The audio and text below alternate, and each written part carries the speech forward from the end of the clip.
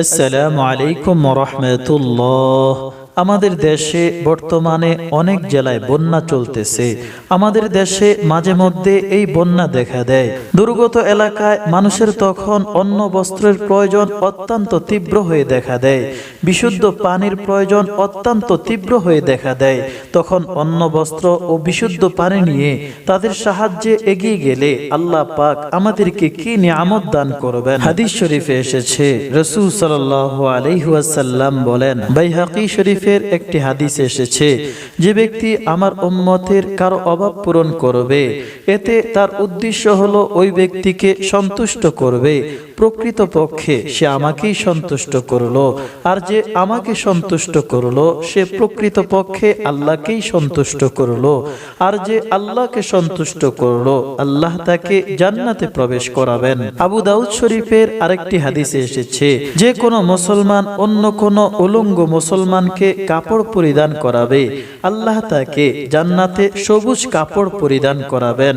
যে কোনো মুসলমান অন্য কোনো ক্ষুধার্ত মুসলমানকে আহার করাবে, আল্লাহ তাকে জান্নাতের ফল থেকে আহার করাবেন। যে কোনো মুসলমান অন্য কোনো পিপাসার্ত মুসলমানকে পানি পান করাবে, আল্লাহ তাকে রাহিকে মাখতুম থেকে পান করাবেন। আর রাহিকে মাখতুম হলো এমন পানি যা জান্নাতীদেরকে পান করানো হবে। দুনিয়াতে কোনো পিপাসার্ত মানুষকে পানি পান করালে তার পুরস্কার স্বরূপ আল্লাহ তাআলা রাহিকে মাখতুম থেকে তাকে পান করাবেন। তিরমিজি শরীফের একটি হাদিসে এসেছে, যে কোনো মুসলমান অন্য কোনো মুসলমানকে কাপড় পরিধান করাবে, সে আল্লাহর হেফাজতে থাকবে যতক্ষণ পর্যন্ত সেই কাপড়ের একটি টুকরা তার শরীরে থাকবে। এই হাদিসগুলো দ্বারা বোঝা যায়, বন্যার্তদের মাঝে অন্ন, বস্ত্র ও বিশুদ্ধ পানি নিয়ে তাদের সাহায্যে এগিয়ে গেলে আল্লাহ পাক আমাদেরকে জান্নাতের ফল থেকে আহার করাবেন। যতক্ষণ পর্যন্ত সেই কাপড়ের একটা টুকরা তাদের শরীরে থাকবে ততক্ষণ আল্লাহ পাক আমাদেরকে হেফাজত করবেন।